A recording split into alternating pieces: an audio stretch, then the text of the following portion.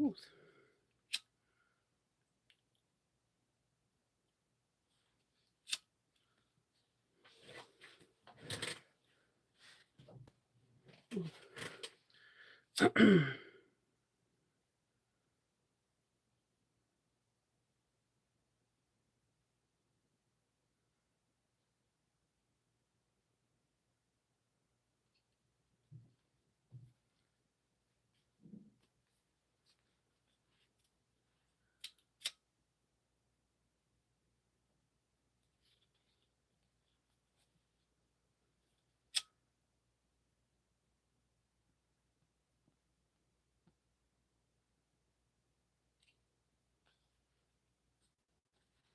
Hey, good morning.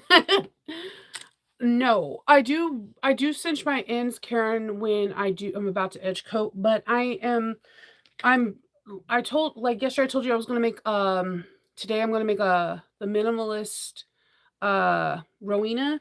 And since I have no hardware for the Goonies, I decided to make my own like facing. And the Goonies is set in the 80s when a town is like gonna get sold out because it's on important land and the kids find a pirate ship with all these like hidden treasure. So I decided to make this and I'm trying to age it so to make it look more piratey. So it says the Goonies never say die, and then I'm burning holes and singeing the ends and kind of making it look older than what it is. So when I place it on the bag, it has that, oh, that's a Goonie bag. So I'm trying to I like sometimes imperfections are perfect for a bag, especially depending on what you're going for. One of my highest paying bags I've ever got was black Superman. So Superman has like different outfits, and I wanted to do the one where he was in Zod, and I had his Man is Still the S, but it was like singed because he just was fighting Brainiac, and that I had no idea when I brought that to a Comic Con that there would be like two ladies like bidding on it when there was just a sticker price at 325, and they both came at the same time, and it was like a bidding war. Like, I'll give you 500. No, I'll give her 550. Like, and I was like, I didn't know what to do because they both physically touched the bag at the same time. Because usually the way I do it is if someone touches the bag or handles the bag first, that sale goes to that person. But if as soon as they drop the bag or to put the bag back, if the other person touches it, even if they're like talking to their significant other, like, "Hey, can I get this back?" If the other person touches it, it's now their sell. So aging things and having your bag stand out is really important. So if you watch the Goonies, you could see like I'm trying to make it like, you know how like masks are usually burnt and crispy or like they have aging. So I aged this. I made this on my laser, and then now I'm aging it with your friendly little Bic lighter and putting like holes and burnt marks so it looks like it's authentic when I sew this on around it. Okay, Sam Gree, I get it. You want to be a fussy fuss. So there you go.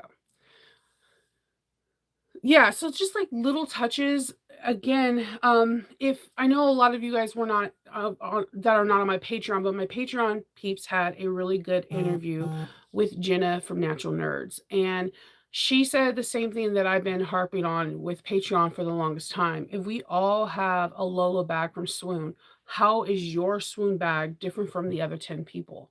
And I think that that is a weird niche that I have, and then I'm not trying to, like, boast myself. I think that's what I have. That's that one I notice details, and so when I put details in my bag, that's what people notice. So that's what you need to definitely,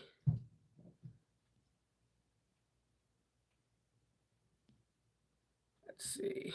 There you go.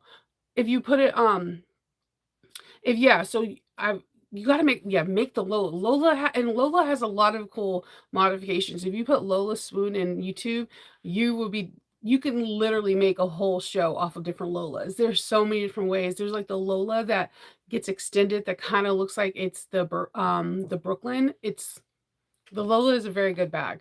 That's one of my favorite bags to modify because you can make it look so different. And it's a medium size. It looks like it's small at first, but then it's not. So um I that's what you need to figure out for you. Like, what is your personal style? Oh, no. Like, okay, so maybe we're gonna have to do a Lola together. Like, I don't know, like a live Lola. Like, I love making her because she comes together really easy. But my first 2 Lolas sucked. They sucked complete they just were horrible. Then one day I was just like, hey, let's just really chill and pay attention and read the notes and look at the diagrams. And I got it. And then I started playing around with it and started doing different things to it and I started having a blast. Like, it's a cool bag. I even did the Lola with a recessed zipper. I have some Lola and I have we me and her been through some stuff. She she was the first one of the first things I bought templates for, so I had more fun like, cutting out perfect shapes, not like 1/8 or 1/16 of an inch off, and therefore, I was able to play around with it, but, yeah, one of my favorite Lolas is I turned her into a Storm bag from X-Men, and I had round gold handles, and she was a recessed zipper. It was pretty cool. And it still had, like, that dome shape too. It was really cool. Yeah, it kinda it's weird, they just suck sometimes, and the thing is do you have the original, or do you have the newer one before Alicia left? See, the original one to me, is kinda sets people up to failure. I have the original, and I have the newer one, and I think the newer one just makes life a whole lot easier with the notches and everything. The original one, I'm like, "Ugh, not so much." She gave the original one as an update. I mean, once you have the original one, you now have the updated one in your Swoon file, and you can no longer have the original one. But a lot of people still work on the original one because they just never reprinted it. And I feel like that's a lot of people's problem. Just see if you have the original or the updated one. Oh, yeah, I love Mabel's. I love we in Patreon made Mabel into, like, a baddie. We made her into a baddie, like, I wanna do, there's a couple I wanna do the dolly. I have this idea for the dolly because there is a Coach bag that looks exactly like the dolly. I'm like, "Oh, I have ideas." The swoons are try and true. The swoons are every single bag known to man in high-end stores. Like, you can never go wrong with getting a swoon pattern. Like, it looks like something. It's and then the thing is like I said, it's like they're architects. Alicia is an architect. She made all these amazing bags, and then you get to come in and be the designer. You just need to find out your personal style and how you can make this property sell more. That's the way you have to look at it. So your personal style can differ from each place, but there's something that Jenna said in our interview that I want to relay back to you. You got to find where you're wanted. Um, every you got to figure out where you want it. I am a nerd. I am a I love Gandalf playing D&D. Let's go play Zelda. Like, I am a nerd. I like being a nerd, and so for well, me when I'm making nerdy bags, the people who buy it from me, we like resonate like one on one. Like we're like copacetic. We're like, yeah, they get it, I get it. We just made something cool together. But I also am like this really theatrical because I was a drama kid in high school and in college. So I like to do like over the top things when I'm doing my adult bags and I like when so people commission me to do like an all leather bag or whatever, they and have like a twist. I'm really good at that. So you have to figure out who is your core audience. Like I have a friend that she likes to do all kind of like witchy, dark, emo kind of of things. And I introduced her to the Edgar Allan Poe fair that they have in Maryland. She had no idea about this, and she kills it. She kills it because it's all like they celebrate Poe, where his house was in Maryland, the whole 9 yards, and it's a huge festival for, like, 3 days. There you have to figure out where you would personally go that you feel like you would be comfortable at, and that's where you wanna present yourself, like, have the booth. So the reason why I'm mentioning like the weddings, because weddings are everyone has a different style at a wedding thing. So if you come with a wedding booth and you're like all like I don't know, like modern and you have like the cool like straight line haircuts and it's like ladder colors, which I want to do so bad, but I'm afraid to do. Um so um you might find someone like, oh my God, you know my style. It's a wedding. So these venues with these big that are looking for vendors will be perfect for everybody in our bag making world because we all have our own personal style and somebody's going to resonate with our personal style. But if you are a person that makes, I don't know, if I make Tangle and Disney backpacks and I'm going, it's not going to sell at the Renaissance Fair. It's not going to sell at the Sheep and Wool Fair. It's not going to sell at we have a wine in the woods. It does sound creepy, but it's not creepy, but it is because it really is in the woods, and a lot of people are lit, and it lasts through the dark. It's not creepy, but it is. And so like you have to figure out what it is. And then like if you are a person that sells a lot of horror stuff, then you know what time frame you have. Like there's a lot in Maryland that focus around like horror stuff from like August all the way through December. So like figure out where your niche is and then that's where you start exploring where you can sell your bags in person. Oh, thank you. Yesterday was wash day. So the Mabel is nice. Yeah. Good morning, Wendy. Yeah, I made the Mabel 100 times. We did a Mabel where the flap is not in the top gusset. I'm trying to see if I have it because I usually have my mock-up bags from Patreon like all the way around, but our flap is not on the top and the top gusset. We created a whole different pattern piece where it's actually on the back exterior where we can top stitch all the way around without hitting our flap. It was a really cool modification. That was one that was my favorite modification to this date is the everyday tote. Like, I feel I even had to show it to, the designer because I was like, "If you this is the coolest modification, and if you" I was like, "If you want it to share it, go for it. Take it." Oh, yeah, my cafe. Well, I like weird cups too, guys. I like to collect fancy cups. I'm a complicated person. Yeah, so it's kinda a little bit we created a whole back exterior piece that's not in the pattern. We have so I try to always teach people how to, splice and dice pattern pieces and add seam allowances and when to reduce seam allowances because that's what I love doing. What I learned from garment sewing and what I learned from cosplaying is reducing, grading, adding some allowances to taking away some allowances and I was able to put that into modifications.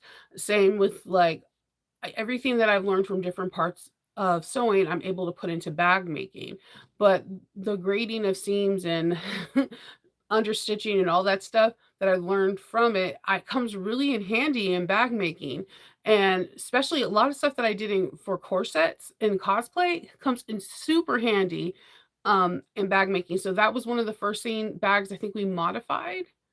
I want to say that was one of the first. No, and Bianca was the very first. Everybody wanted to do Bianca. And I have some new modifications for her too. But yeah, everyone wanted to do her. We moved the flap in a different part of the location with 2 different pattern pieces. 3. 3 different pattern pieces, and we had some fun. But yeah, it looks really cool. I don't have it with me. I think the one that I made for a mock-up sold. Somebody asked for it, and I was like, "It's a mock-up." It's but it looked like blue jeans that were patches, like different colored jeans. Sometimes I'll use jeans as my muslin. If my kids grow out of them, instead of, like, putting them in the waistline, I just cut everything around off of them around the seams, and then I'll use it for muslins. I don't want carbon copy people. Climate control is real. Let's do this, okay? So that was one of my favorite ones, but then the everyday tote, because the everyday tote we have has no seams on the side, and we have 2 zippers on the side going in. That one That one is gangster. I'm sorry. That one and both all the bags I made from that sells every single time at a con. I wanna make another one because anytime I make it, it's like within the first 5 bags that it always sells because it's very unique. It can hold all your computer stuff and it's a perfect carry-on, but now you added where the pockets we added so many different pockets in the front and on the side that it became, like, even more multifunctional, so you can easily grab things and put things secretly in places so that way no one could take them, and I thought we did an amazing job with modifications on that. I don't there's so many different modifications, sometimes they're slight and you wouldn't think twice about them, and sometimes they're very big. Um, it's pretty interesting because I think that the more this group grows and the more that we get bounce ideas off each other, I eventually think that one day one day we're just gonna be able to just totally dismantle a pattern and create something different with pattern pieces. I think it's pretty cool. So, yeah. Okay, so yesterday, Io did help me out, but me and her came to the conclusions to the movies. Alright, the movie with like, it's overlay over grown-up cartoon is Cool World. Yes, mom and dad, that was a movie I watched a lot as a child. When you watch it, you'll see. It is a weird movie, and it's, like, rated PG-13, and it should be rated far more than that. And again, this Kim Basinger, and I don't know if that was, like, the it girl in the '80s, because the second movie I was talking about that I was like, they were talking about 50 Shades of Grey being, like, racy. No, 9.5 Weeks with Mickey Rourke and Kim Basinger. Watch that and then come back and report to me and try to figure out how that even played in the theaters. Like, my friend I was, like, 25, and they're like, "Hey, have you seen this movie with Kim Basinger? It's really" we said it was old, we were 25, and I was like, "No, but I love her. She has amazing hair. She's, like, one of my favorite people in Batman movies," and, like, all that. Mm-mm. I was not prepared. I was not so I had to look up those movies in case you wanted to know. You're like, "Chanel went on and on, but didn't give me the title." 9.5 Weeks will blow your mind. I never watched it again after that. Like, I seriously don't understand how that is not I mean, you know how, like, the movie Showgirl came out and it was rated R, but then they had to X-rate it? I don't understand how this one movie is not rated X. And then their director said that there was more parts, but they never came out to it because it it would have escalated that. And I'm like, "How?" Because the original was, like, psycho crazy, like, kinda like if you watched, what is the one where, the lady Fatal Attraction? If you watch that again, that should be rated more than an R, like, that is, like, traumatizing, like, seriously? Like, a rated R in the '80s is like what? And it's just the '80s, like, I try to watch, like, Heathers, like okay, so my daughter loves the Heathers play the theater, right? And I'm like, "Okay," Kendall my husband's like, "What is Heathers?" I'm like, "A really inappropriate movie that every theater kid watches in high school, though." Right? So and I was like, basically, it's like this, two-person crew, and they kinda become serial killers, but then one wants to back out, and I was like, I didn't know they had a musical. Um, and then Hope came up to me and was like, how is this just rated R?" It's the '80s. Like yes. Ratings back then were way different because I am not understanding, like, just if you watch these 2 movies, you're gonna be like, They need different ratings. They need these should not" like, honestly, I think the reason, the one 9.5 Weeks, I have never seen it in syndication. I've never seen it on any movie channel or on, Netflix or anything. I think because the way it was shot or what happened is, like, I I bel I actually believe the situation happened, and I believe I was watching, like, a true fatal attraction crime happening in real life, like, it is it is, like, something that imprints in your mind that you can never, like, let go. Like let me put it down to you this way. If somebody was like, "You have to watch this movie, 9.5 weeks," or Exorcist, and you guys know I'm a weenie when it comes down to scary movies, for 24 hours, which one are you gonna watch? I'm going to choose The Exorcist, okay? I wasn't prepared for that. I didn't know. I even it was just a very weird movie, and I was like, "Okay, okay." So, or my kids call out, like, when they watch Legends, there's, like, some inappropriateness going on. I never really paid attention to that as a kid because I just was, like, obsessed with Tom Cruise. I wanted to be the girl that touched the unicorn, or just, like, I didn't really pay attention to it, like or even Breakfast Club, like, when you watch it if you watch with your kids right now, they talk about things that are, like, really, really serious. That needs to be talked about, but, like, again, how is this PG-13? Like, most of the Brat Pack's films, you're just like, "This shouldn't be rated this. This needs a hard R rating," like Weird Science. Love that movie. Not PG-13. Yeah, but Wendy, is Breakfast Club rated PG-13? Or should it have a higher one? Like, they deal with a lot of messed up stuff within a detention period. Like, I felt I needed therapy afterwards. So yeah. Oh, yeah. I hate the It. I hate the It, but I like the It because I like the It because that's, like, one scary movie Kendall won't watch, and I'm like, dude. All you have to do is conquer your fears." He's like, "Screw that. That's what the kids did." And I was like, "Yeah, because the adults can't do what they did as a child." But yeah. I love The Breakfast Club too. I do, I'm not gonna lie. But it's traumatizing. So oh, mhm, mhm. Yeah, I can't yeah. Mm,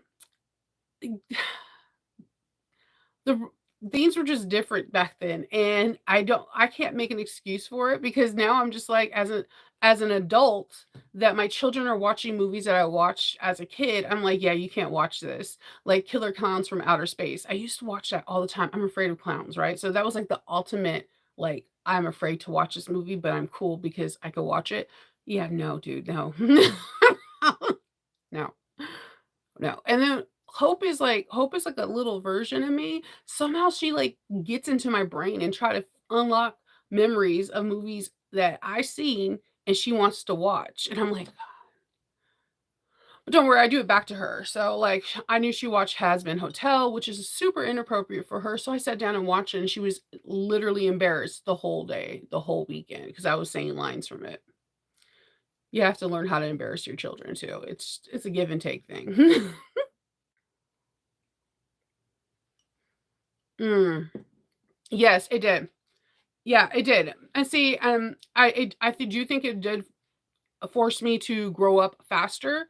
My mom had me really young, so I feel like she was watching these movies and then I was watching them, like, right behind her, and I think that on the plus side, it made me look at life differently, and I think I was a little precocious for my age. But then on the downside, it also made me look at life a little bit differently, where I didn't experience a lot of things that a normal child or a normal adolescent or teenager would, because these movies burnt a hole in my head. Okay.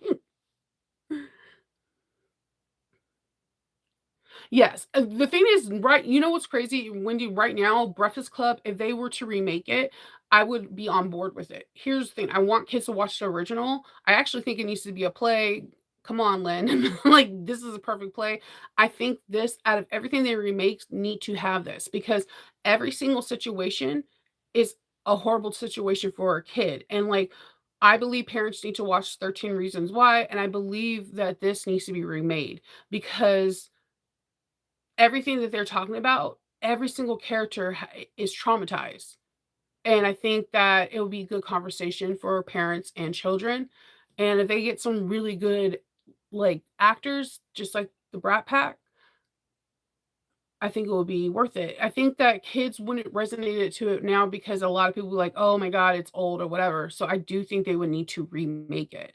And they would have to kinda update the situations with things nowadays, like, with bullying like, via, like, cell phone, different things, but more relatable for the youth of today. I do think they need to remake it. And you never hear me saying that because, like, I hate when they remake classics because I feel like they kinda ruin them.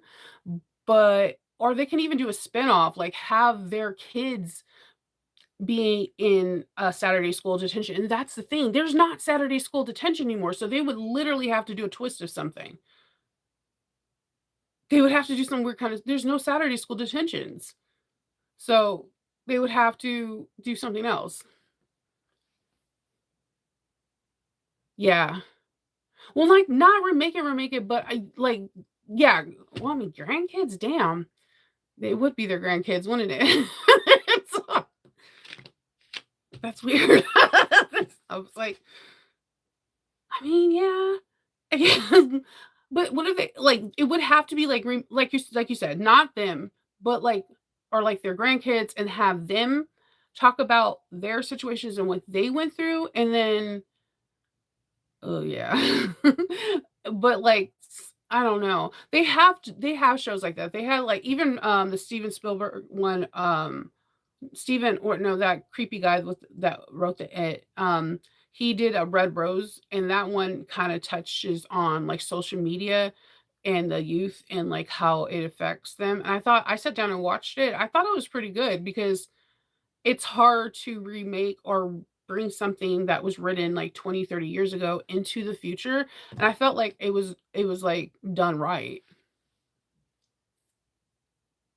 Yeah, and that's what Wendy, that's why I think if they did remake it, not like they don't have you could bring back some characters or, like, have grandkids. Oh my god, it feels so not weird saying grandkids, but, like, bring it into the different scenarios of bullying now or being parents leaving you out now or just parents expecting you to be the perfect athlete or your, trailer park parents that are not there or abuse you or just being there because this is the only time you get to be around people because 'cause you're isolated. I think it would be really cool for society. I think society needs something like that, especially because these kids have been through a lot in the last couple years. We have never had where it was like a global pandemic and they didn't go to school for 2 years. So they lost a lot of like growing and socializing with other people, and it's traumatizing. And most of these kids are in therapy, but they still are dealing with the ramifications of that. So I think that having something maybe like that helps. Um, I don't know. I'm here for it because one of my kids will watch the 80s movie. The other two will be like, no, it's old. It's all depends on your kid. So yeah, so today I'm trying to find my binder. Like so all of all of Shannon's patterns that I have, I put in a binder. This is for my Aries. I put them in a binder, and I have a really cool binder that is purple for the Rowena, and I can't find it, and it's driving me crazy right now. So I have like all hers in a binder so that way they sit really nice in a shelf. Like when I go to a convention, there's like certain bags that I make. And I put those especially in a binder, so that way I know that these are the try and true, these are the ones that sell. So when I get sales from certain bags, uh, uh, I put them in a binder. Like I always sell the Betty Bowler at 80%. So I put the notes. That one's really small, so it's like a tiny little binder. But like I put them in a binder and I put them on the wall that is underneath the Mandalorian. And so I know which ones to grab because these are the bags that people gravitate to. When I put a new one in rotation, I do the same thing. I have tons of patterns everywhere that I'm willing to try, but I usually put the ones that look current and up to date, like what people will want from what they tell me. Like I want a lot of pockets, I like a lot of zippers, I want it to be small, I want it to be big. You're writing down notes all day long when you're doing this, and I put certain ones in binders, but now I can't find my minimalist binder, and I mean, my, Rowena binder, and it's driving me pretty much nuts right now. And I can't find it. Yeah, and I agree. I agree. I they don't make movies. I was a baby in the '80s. They don't make movies like that. I did get the privilege to watch them in the '90s. I feel the same way. I feel like I grew up in the '90s where there was TGIF, and we, as a family, would watch TV shows together on Friday, and we were like, all of us will go back to school on Monday talking about what happened to Topanga, like, Full House or whatever, and they didn't have that. But it's weird, I would want that for my kids, but at the same time, I kinda like the fact that they do different things. Like, I have my daughter playing her own music in her own room off the things in her head, or I'll have my son, you know, playing video games with his cousin who lives in DC, and they're all, like, playing, like, Fortnite or whatever they play.